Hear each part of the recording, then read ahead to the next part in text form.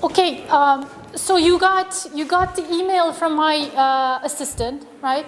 We're going to have a makeup class because on Monday I'm not going to be here. I have to attend a meeting. So I think on Thursday we're doing about 2.5 hours. So we're not going to start at 12:40. We're going to start at 1 o'clock. Okay? I think everyone will have time to eat lunch and relax a little bit. But I'm not going to give 3 breaks. I will give 2 breaks. I will give 1 break only. I think we can do it. I think we can handle it. And if I see that you're getting tired, I will give an extra short break. Okay? Does this fit everyone's schedule? I don't want to do this at 6:30 because it's too late and everyone gets tired. So let's just try to do it that way, okay? And as I said, if you get too tired, we will give an extra break. On Thursday, next week on Thursday. Okay, so last time I saw you, we were talking about what wars do. What wars change in the international system. Now, how did we arrive here? I started talking about how wars affect the state and how, well, actually, I first talked about how states survived as opposed to other political units such as city leagues and city states and empires.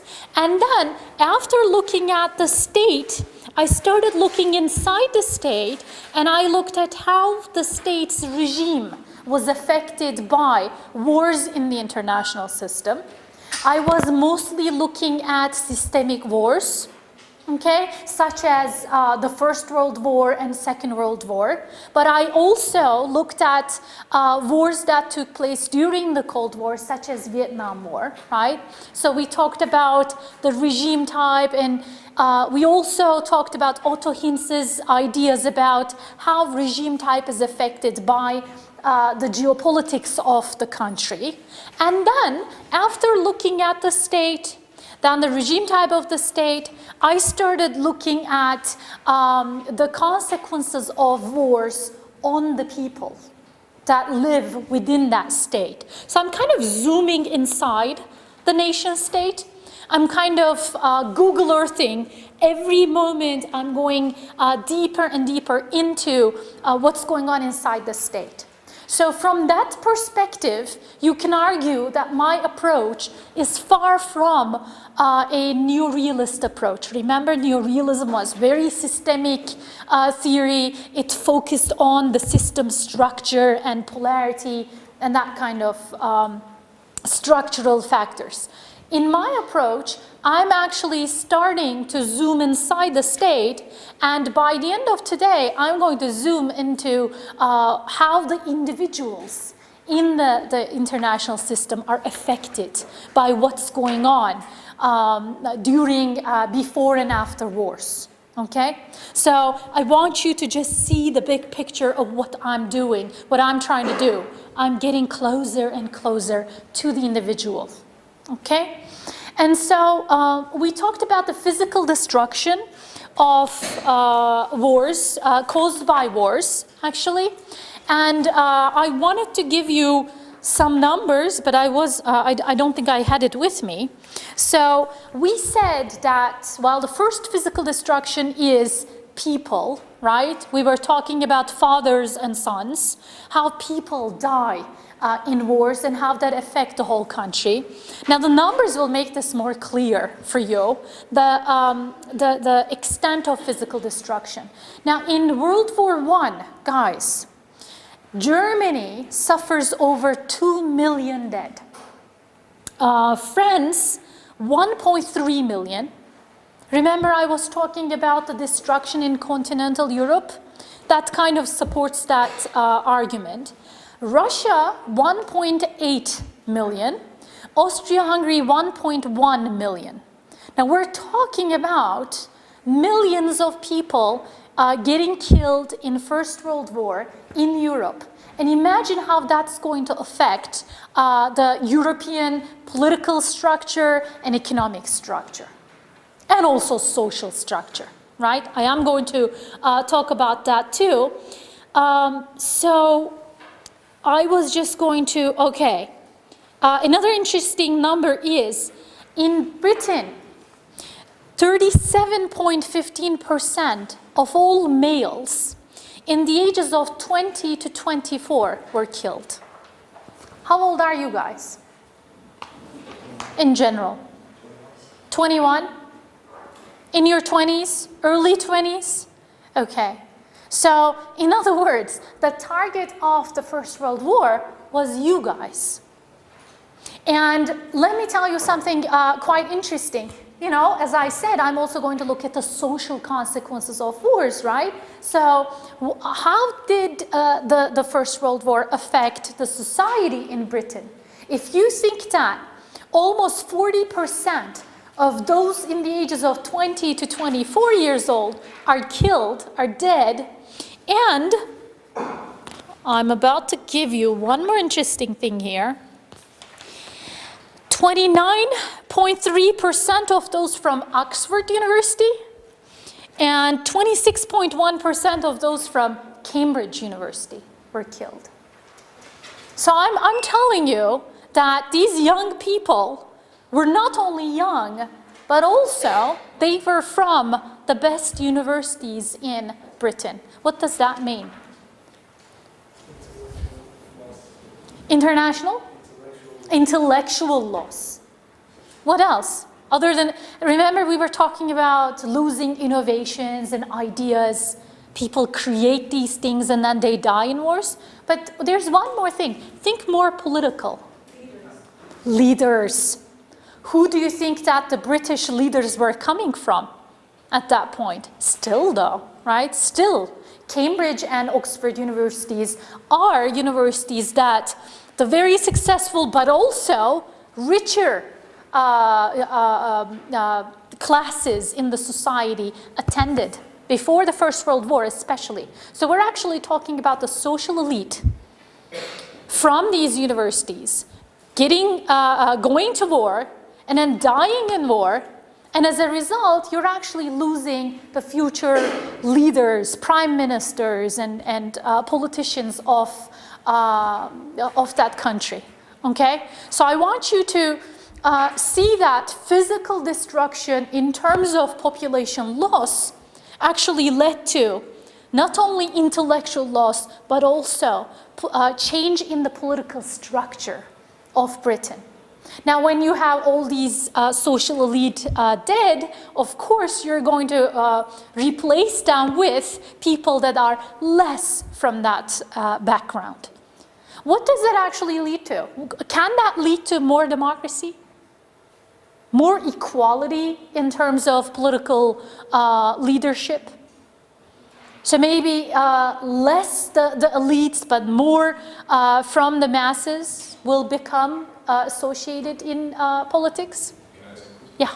So 29 of those from Cambridge, but is it 29 of the Cambridge population that died? Of those who died. Were from Cambridge? From those who died in that age limit. That age,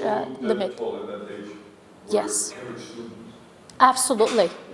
So of those in 20 to 24 years old, okay? So I actually have, okay, the rate for those aged 25 to 29 who died in the war was 22%.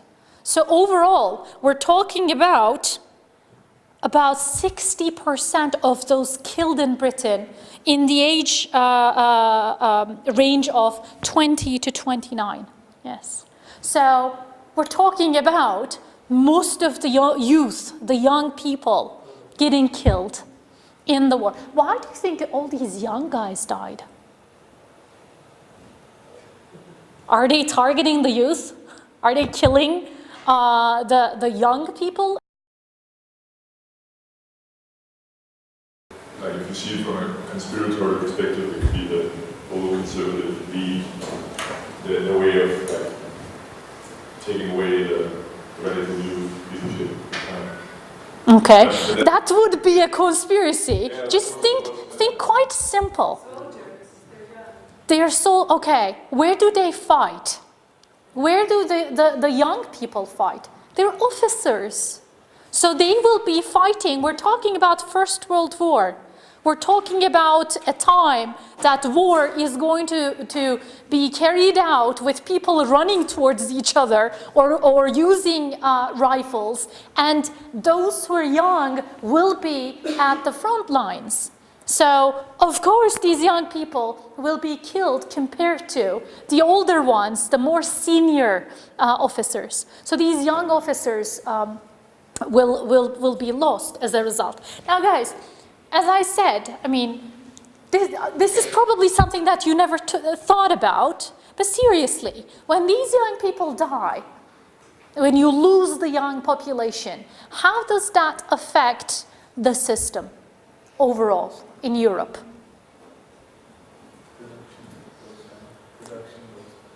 Okay, then you're starting to talk about production again. So the physical destruction will also result in economic loss. So population loss will also lead to economic loss, right? Because usually you have younger population working as your working class and also as your social elite, as I said, from these top universities. So once you lose your population, you're also going to lose your economic power as well. So most historical sociologists then would argue that wars affect, well, wars lead to physical destruction in terms of both population and economy, which in return leads to the decline of empires in Europe. Okay? Remember, we were discussing how nice empires are. Mehmet was saying he would love to live in an empire and all that. So empires, despite having all these advantages, we have learned a few weeks ago that they declined because they couldn't keep up. And one of the reasons is wars lead to changes in the social structure of states, of the society, of the state, and finally of the international system. Okay, so that's what I want you to keep in mind from the physical destruction. And also I have interesting numbers. You don't have to remember these. I'm just telling you to enjoy, actually, these numbers. In France, the industrial capacity to produce coal was cut by 74%. Why is coal important? We talked about this, I think. Transportation and factories, industrialization, right? So when your production of coal is cut down by 74%, that's huge. That's a huge number. Iron production fell by 81%. Why is iron important? Weapons? Okay. So you use iron in your industry. Steel production fell by 63%.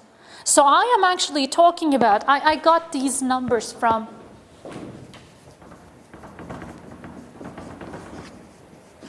quite interesting details in the book, actually. So in Poland, by the end of the war, 55% of all bridges were burned or collapsed. 63% of all railway stations, 48% of all locomotives, and 18% of all buildings. Why do these matter? If you don't have homes to live, you're not going to start innovating any technologies. You're not going to think about intellectual ideas. You first need the warmth of your home to be able to carry out all the other activities that you need to carry out.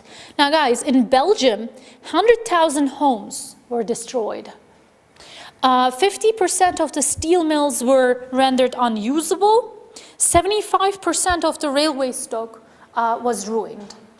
Okay, so, and this is interesting, 50% of all cows and horses were killed.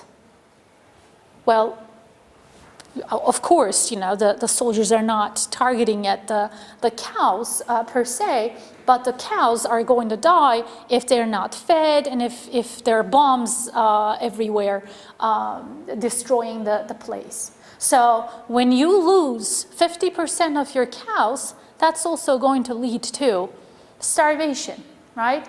And also, what else do we get? Milk and all other things. Let me ask you another interesting question. When you have, well, in Britain, for example, the consumption of milk and the consumption of cheese declined during the First World War. Another interesting thing. How would that affect the society? People are not less protein. Yes. Apparently chicken used to be a very expensive meat, but because of that, they started mass producing it, and then the chicken became cheap. Yeah, okay. But prior to that, it was like a luxury food. Okay. So the things that we eat change as a result of wars. This is probably something that you never actually imagined. But at war times, people eat different things. Now, how does, I think you had a very good point there, how does not drinking milk or eating cheese affect the society? I'm not talking about just, you know, a day or a month or a year. So if you don't actually, if you take these out of your diet, you are indeed losing all the calcium. How do you think that affects you? Of course, there must be people that don't drink milk in this classroom, or that don't like cheese in this classroom. But I assume that you're getting your calcium from pills or other things, right? So you are making up for not eating cheese. But that may not always be the case during the wars. How will that affect the population? The population will be very weak, and they wouldn't be able to rise up again as a nation. And also, babies, okay. So mortality rates will be affected by that, don't you think? So you are, as a result, do you know that one of the most important indicators of civilization is mortality rates of babies, right? So how many babies die each year in your country? That is a huge indicator of your economy and your civilization, or your modernization, whatever you want to call it.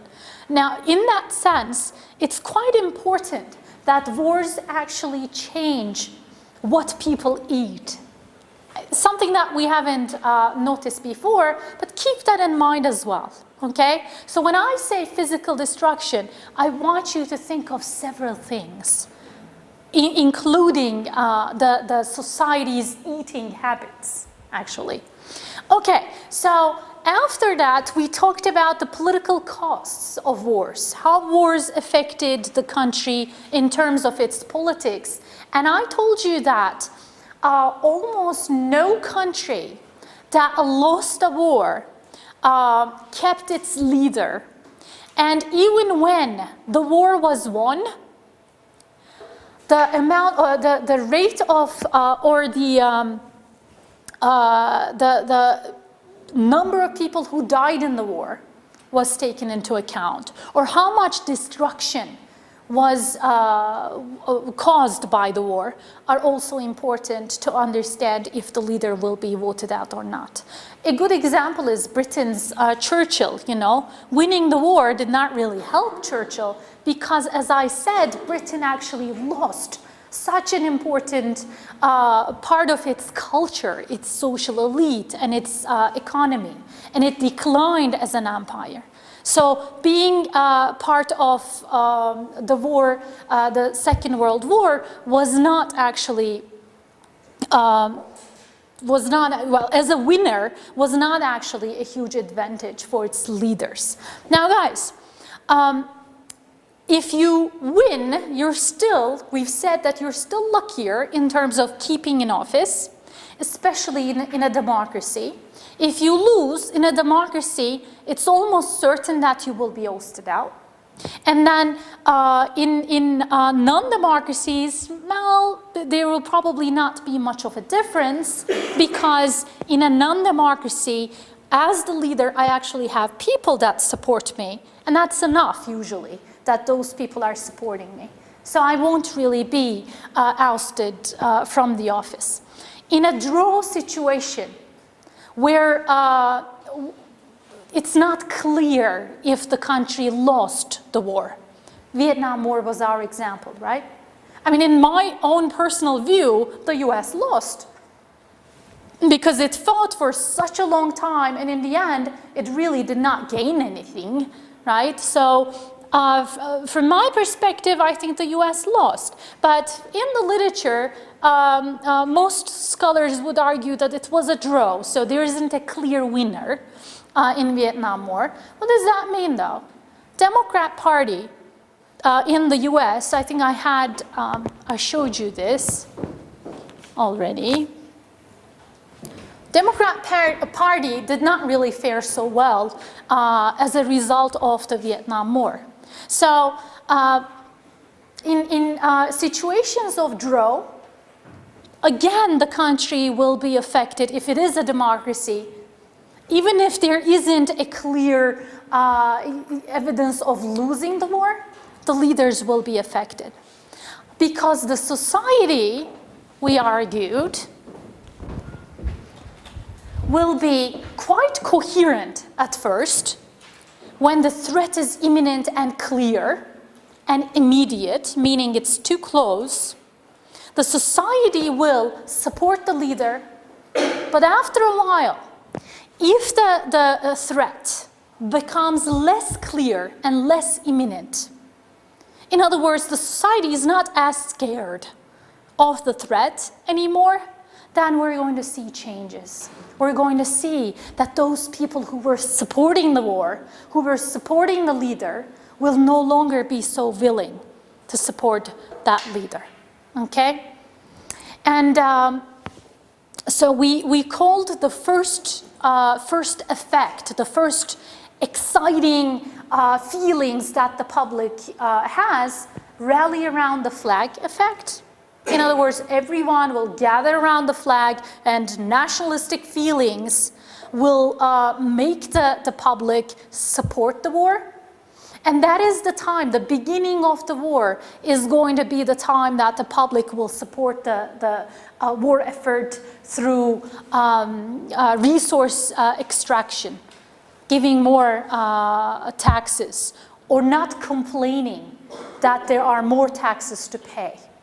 But if you actually start taxing people a lot more in the middle of a war that is not that popular anymore, remember the French example, then the people will not be as willing to support the war. And you might even experience a revolution as a result. So when you tax people is important. That's kind of like, you know, when you are going to ask for money from your mom or dad, you wait for a moment that they're happy, that they're willing to share their money with you. Or if you're going to ask for a raise from your boss, you usually want the boss to be, you know, in a good mood.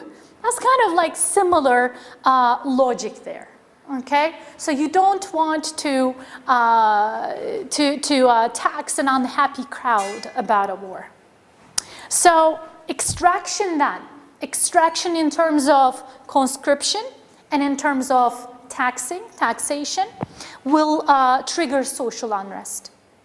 Okay, if the threat is not clear or imminent anymore. I want you to remember this because next week I'm going to start talking about ideologies, and I'm going to tell you that a state will always try to, well, especially a nation state, you know, a state built on the norms of a nation state, will always try to keep its citizens enthusiastic about being a nation and being a state. Because otherwise, you know, you keep asking people in your country, in your state, taxes and conscription, soldiers, this and that. So you can't infinitely ask for things and in the meantime expect these people to be happily provide you with what you need. In return, you have to actually make those people feel that they belong to a nation. Okay, I'm going to talk about this more when I talk about the ideologies of nationalism and others. Any questions so far? Everything is clear on social cohesion. Okay. Now here's something that we haven't started yet. Now, interestingly, I told you that I'm looking at the state, and then I looked at the regime, and then I looked at the leaders, and I looked at the society, the social cohesion, and now I want to get closer to the society. And now I'm going to look at different social classes, how they are affected by wars in the international system. Now, some social classes will be affected more positively than others during wars, okay? And this is something that you probably haven't, thought much about before, but imagine this. Especially in the world wars, when there was still mass conscription in the system, when you mass conscribe people, when you draft people to the military, that is going to create an artificial labor shortage. Because, those people, remember I told you the people from their 20s to 30s are going to the war or are drafted to prepare for war. And as a result, those people will not be able to work in factories or in fields or in whatever they were part of, whatever they were working. So this is probably the most interesting data that you'll see. 81% of German males between the age of 18 to 50 were drafted.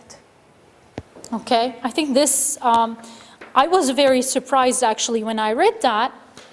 Let me, hold on, I'll tell you more here. Okay. I actually had the number. Okay, yes. 13.2 million males. That makes 81% of the group, which actually was the building block of the civilian working force. Okay? So suddenly, imagine that these people are gone. What do you think will happen in Germany? Labor shortage will definitely lead to certain circumstances. What would happen in a situation like that?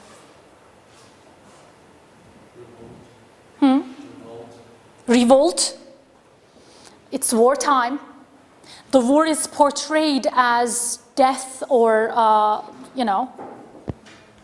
life or death. So people don't revolt because they think that this war is really necessary. What will happen? What's that? Women will take over the jobs. We will talk about that. But let's just stay with the males. What will happen to the remaining 20% that were not drafted of those men? 80% of all the men are drafted, right? So 20% are still there. And now they are precious commodity. Okay, those men are very precious. I know what you guys are thinking. Okay, they're precious for the women as well, yes. But they're also precious commodity in terms of their labor. Okay, so these people will become the major labor workforce. And as the major workforce, they're going to have the advantage of negotiating with the bosses, don't you think? You know, if the company needs every single man to work full-time, then those men will be very valuable for the boss, and there will be a bargaining space that will open up for those workers, okay?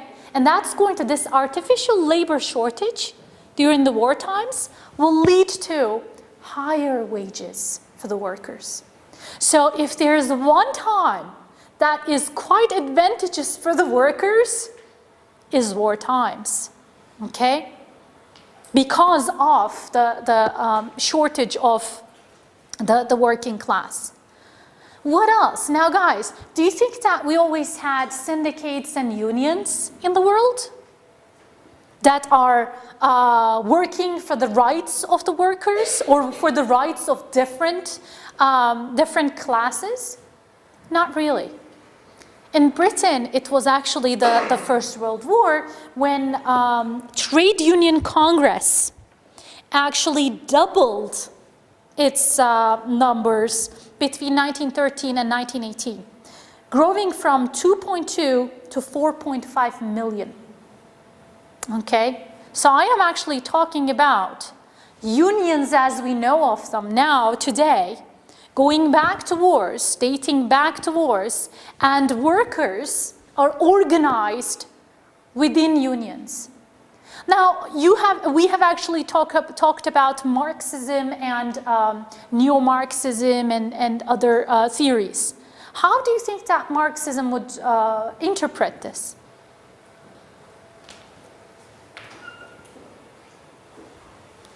By the way, these questions that I'm asking in class from time to time, they might be very good exam questions, okay?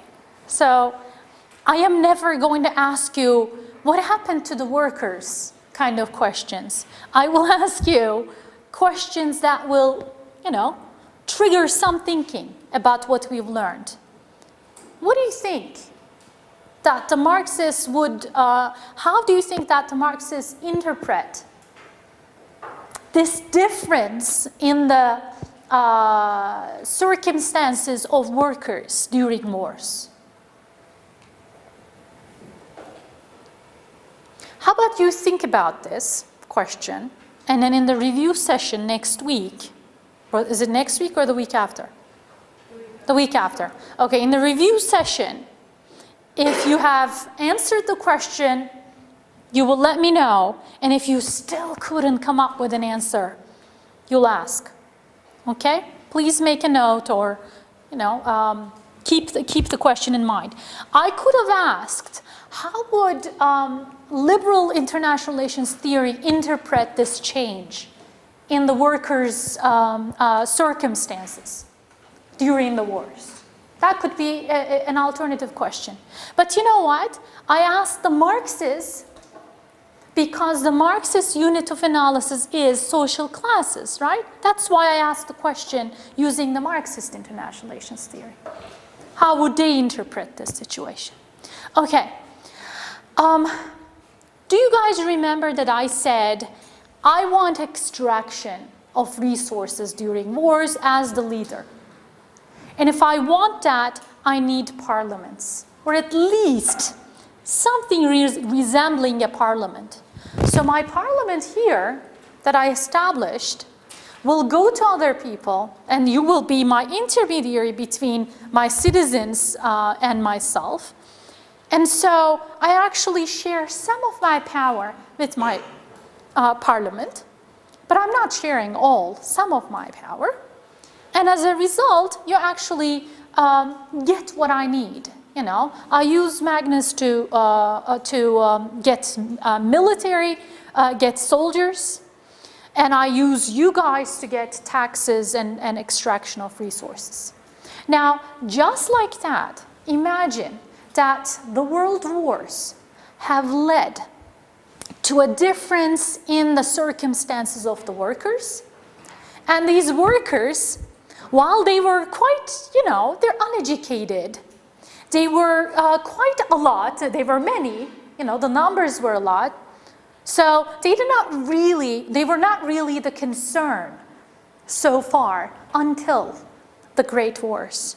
But then, because most of them were drafted, the ones who remained became quite precious commodity, and as a result, they asked for higher wages, and then they started organizing in unions.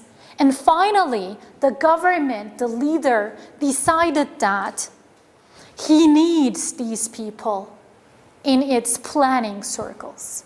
So the workers have become stronger politically in Europe during the World Wars, okay? Starting with the First World War. And after that, still, workers' parties labor parties are quite strong. Okay, in some countries stronger than others. But something that you haven't really thought about, how did labor parties become as strong as they have in this day? Well, it goes back to the Great Wars, okay? Because they became more powerful in terms of both political and economic power, okay? So before, guys, before the World Wars, the labor force in Europe were not living as well as they did today. That's also another thing. And that also, wouldn't that also explain why Europe has now the need of other cheaper labor countries for its raw materials? That also explains that as well, right? Why is China or Cambodia or Vietnam, in all the clothes that we buy, we see these countries, right, in the tags. Why is that? Because labor is cheaper in those countries. Well, how come labor is not as cheap in Europe? Because the wars in Europe have led to that situation for the workers. So,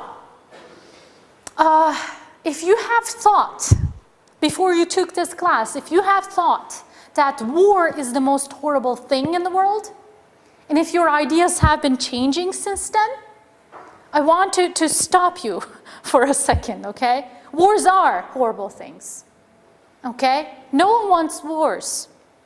Wars are indeed the worst problem of the world. There's no question about that, okay? We're not arguing that states should get into more wars because wars can be very positive for some people and for some states. That's not the point, okay? The point is, every social phenomenon, including wars, have unintended consequences, okay? And the unintended consequence of the Great Wars for the workers' class was that they became more popular for the politicians and for the bosses, factory owners and all. Who is not as advantageous in wars? That's my next question. Okay? Who doesn't benefit that much during war times? That's the next question. Middle class. What else? Actually, it's right there. No. Creditors, right?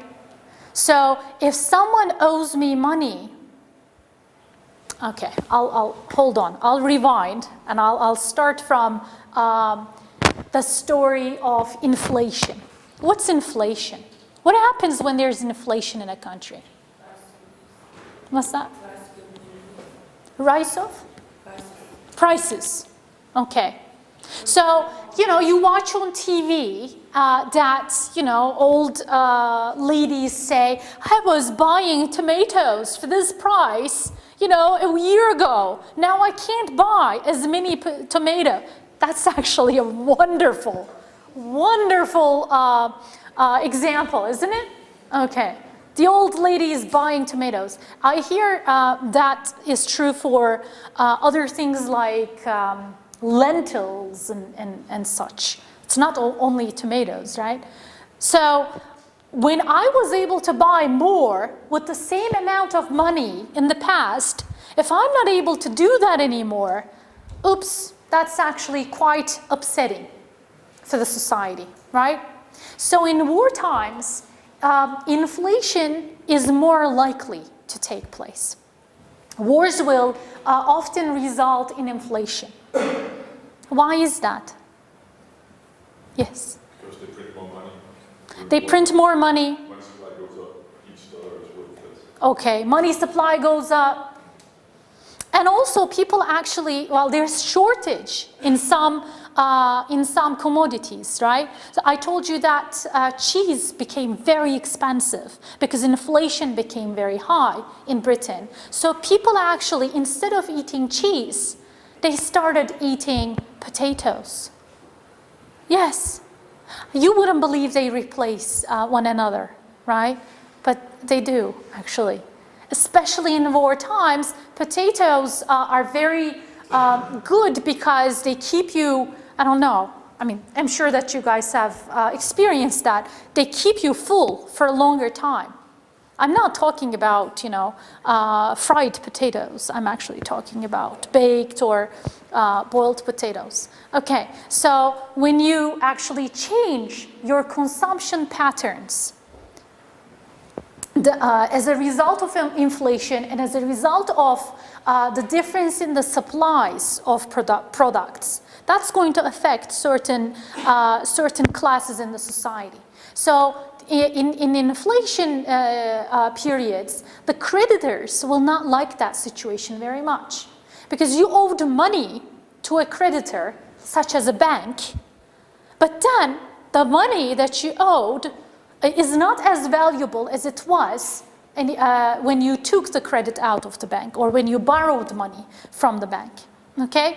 As a result, the creditors will not be very happy about that situation, but those people who had debt will be in a more advantageous situation. And that also, again, amounts to people who work with their labor. Okay, so the labor force, again, will be affected in a much better way than other classes in the society from inflation. So one more time, I will say this. Inflation, we think, is a horrible thing.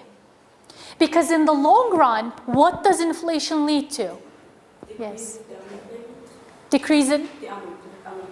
Okay, I'll tell your professors in the economy department that you're doing great. Okay, so inflation in the long run will lead to decrease in economic growth of the country. Okay, it will not be advantageous for the country. Okay, guys, no one is telling me to stop. Let's take a break and come back. Okay.